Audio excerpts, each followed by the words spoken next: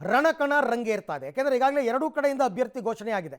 ಕಾಂಗ್ರೆಸ್ನಿಂದ ಡಿ.ಕೆ. ಸುರೇಶ್ ಮತ್ತು ಮೈತ್ರಿ ಅಭ್ಯರ್ಥಿಯಾಗಿ ಡಾಕ್ಟರ್ ಮಂಜುನಾಥ್ ಅವರ ಹೆಸರು ಫೈನಲ್ ಆಗಿರೋದ್ರಿಂದ ಮಂಜುನಾಥ್ ಅವರನ್ನು ಗೆಲ್ಲಿಸಲೇಬೇಕು ಅಂತ ಕಣಕ್ಕಿಳಿದಿದ್ದಾರೆ ಮುನಿರತ್ನ ಅವರು ಕೂಡ.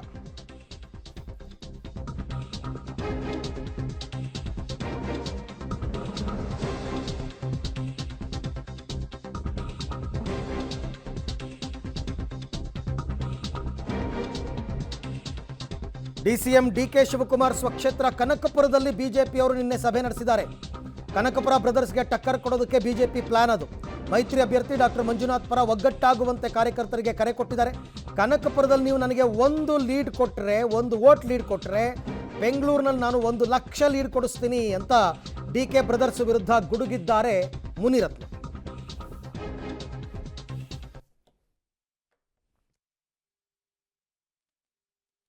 ಸಭೆಯಲ್ಲಿ ಮುನಿರತ್ನ ಅವರಿದ್ದರು, ಸಿ.ಪಿ. ಯೋಗೇಶ್ವರ್ ಅವರಿದ್ದರು. ಎಲ್ಲರೂ ಕೂಡ ಕನಕಪುರದಲ್ಲಿ ದೊಡ್ಡ ಮಟ್ಟದ ಒಂದು ಸಭೆಯನ್ನು ಮಾಡಿ ಕಾಂಗ್ರೆಸ್ ಬಿಜೆಪಿ ಕಾರ್ಯಕರ್ತರನ್ನು ಒಗ್ಗೂಡಿಸುವ ಕೆಲಸವನ್ನು ಮಾಡಿದ್ದಾರೆ. ಆದರೆ ಮಾಗಡಿ ಬಾಲಕೃಷ್ಣ ಅವರು ಕೂಡ ಮಾತನಾಡಿದ್ದಾರೆ. ಇಡೀ 18 ಲಕ್ಷ ವೋಟರ್ಸ್ ಇರ್ತಕ್ಕಂಥ ಬೆಂಗಳೂರು ಗ್ರಾಮಾಂತರವನ್ನು ಅರ್ಥ ಮಾಡ್ಕೊಳ್ಳೋಕ್ಕೆ ಇವ್ರಿಗೆ ಸುಮಾರು ವರ್ಷ ಬೇಕಾಗುತ್ತೆ ಅಂತ ಅವರು ಕೂಡ ಟಾಂಗ್ ಕೊಟ್ಟಿದ್ದಾರೆ. ಇರುವಂಥ ಉದ್ದೇಶ ಡಾಕ್ಟರ್ ಮಂಜುನಾಥ್ ನೀವು ಕನಕಪುರದಲ್ಲಿ 1 ವೋಟ್ ಲೀಡ್ ಕೊಟ್ಟರೆ ಬೆಂಗಳೂರಲ್ಲಿ 1 ಲಕ್ಷ ಲೀಡ್ ಕೊಡ್ತಾರೆ. ದೊಡ್ಡ ಮಟ್ಟದಲ್ಲಿ ನಾವು ಮತ್ತೆ ದೇವೇಗೌಡರು, ಕುಮಾರಣ್ಣ ಎಲ್ಲರೂ ಒಟ್ಟಿಗೆ ಸೇರಿ ಇನ್ನೊಂದು ಸಭೆ ಮಾಡಿ ಅಲ್ಲಿಂದ ಜಂಟಿಯಾಗಿ ನಾವು ಪ್ರಚಾರಕ್ಕೆ ಹೋಗುವಂಥದ್ದು ನಮ್ಮ ಪಕ್ಷ ಈಗಾಗಲೇ ತೀರ್ಮಾನ ಮಾಡಿ ಅದು ಮಾಡುತ್ತೆ. ಡಾಕ್ಟರ್ ಮಂಜುನಾಥ್ ಆ ಹೆಸರೇ ಒಂದು ಶಕ್ತಿ. ಈ ಸಾರಿ ಮಂಜುನಾಥ್ ಅವರು ಗೆಲ್ಲೋದ್ರಲ್ಲಿ ಯಾವುದು ಅನುಮಾನ ಇಲ್ಲ. ಮಂಜುನಾಥ್ ಗೆಲುವಿನ ತಡೆಯೋ ಶಕ್ತಿ ಎಲ್ಲೂ ಇಲ್ಲ. ಈ ಬಾರಿ ಕನಕಪುರದಲ್ಲೇ ಹೆಚ್ಚು ಮತಗಳು. ಈಗ ನಮ್ಮ ಅಭ್ಯರ್ಥಿಗೆ ಇಡೀ ಕ್ಷೇತ್ರದ ಪರಿಚಯ ಐತೆ. ಅವ್ರ ಅಭ್ಯರ್ಥಿ ತಿಳ್ಕೊಳ್ಳೋ ಅಷ್ಟೊತ್ತಿಗೆ ಈ ಕ್ಷೇತ್ರನ ಅವ್ರಿಗೆ ಆಯ್ಸೆ ಮುಗಿದೈತದೆ. ಆಯ್ಸು ಅಂದರೆ ರಾಜಕೀಯದ ಆಯ್ಸು. ಅವರು ಊರುಗಳನ್ನ ಸ್ಟಡಿ ಮಾಡೋ ಹೊತ್ತಿಗೆ ಅವ್ರಿಗೆ 15-20 ವರ್ಷ ಬೇಕು. ಅವ್ರು ಇನ್ನೂ ಕ್ಷೇತ್ರ ಅರ್ಥ ಮಾಡ್ಕೋಬೇಕಾದ್ರೆ 20 ವರ್ಷ ಬೇಕ್ರಿ. 28 ಲಕ್ಷದ ಮತದಾರರ ನಾಡಿ ಮಿಡಿತವನ್ನು ಅರ್ಥಕೊಂಡಿರ್ತಕ್ಕಂಥ ಏಕೈಕ ಅಭ್ಯರ್ಥಿ ಅಂದರೆ ಅದು ಡಿ.ಕೆ. ಸುರೇಶ್ ಅವರು. ಈ ನಾಡಿ ಮಿಡಿತನ ಅವ್ರು ಅರ್ಥ ಮಾಡ್ಕೋಬೇಕು ಅಂದರೆ ಅವ್ರಿಗೆ 20 ವರ್ಷ ಬೇಕು. ಬಿಜೆಪಿ ಅಭ್ಯರ್ಥಿಯಾಗಿ ಸ್ಪರ್ಧೆ ಮಾಡುವ ಹಿನ್ನೆಲೆಯಲ್ಲಿ ಇದುವರೆಗೆ ನಾನು ಭೇಟಿ ಮಾಡಿರಲಿಲ್ಲ.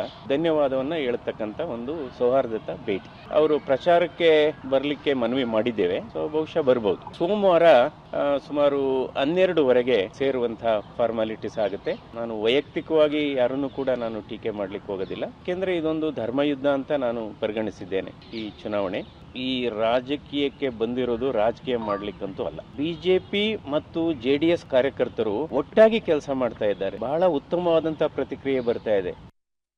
ಈ ಬಗ್ಗೆ ಮತ್ತಷ್ಟು ಮಾಹಿತಿ ನನ್ನ ಕೊಲೀಗ್ ವಿನಯ್ ಅವರಿಂದ ಪಡೆಯೋಣ. ವಿನಯ್, ಬೆಂಗಳೂರು ಗ್ರಾಮಾಂತರದಲ್ಲಿ ಮೈತ್ರಿ ಅಭ್ಯರ್ಥಿಯಾಗಿ ಡಾಕ್ಟರ್ ಮಂಜುನಾಥ್ ಇದ್ರೂ ಕೂಡ ಮುನಿರತ್ನ ಅವರಾಗಿರಬಹುದು, ಸಿ.ಪಿ. ಯೋಗೇಶ್ವರ್ ಆಗಿರ್ಬೋದು, ಅವರೆಲ್ಲರಿಗೂ ಕೂಡ ಬೇರೆ ಬೇರೆ ಹಿತಾಸಕ್ತಿ ಇತ್ತು ಡಿ.ಕೆ. ಬ್ರದರ್ಸ್ ವಿರುದ್ಧ ಹೋರಾಡೋದಕ್ಕೆ. ಈಗ ಒಂದು ವೇದಿಕೆ ಸಿಕ್ಕಿದೆ. ಹಾಗಾಗಿ ಎಲ್ಲರೂ ಒಗ್ಗಟ್ಟಾಗಿ ಇವಾಗ ಪ್ರಚಾರ ಕಾರ್ಯದಲ್ಲಿ ತೊಡಗ್ತಾ ಇದ್ದಾರಾ? ಮತ್ತಷ್ಟು ರಂಗೇರುತ್ತಾ ರಣಕಣ ಅಂತ?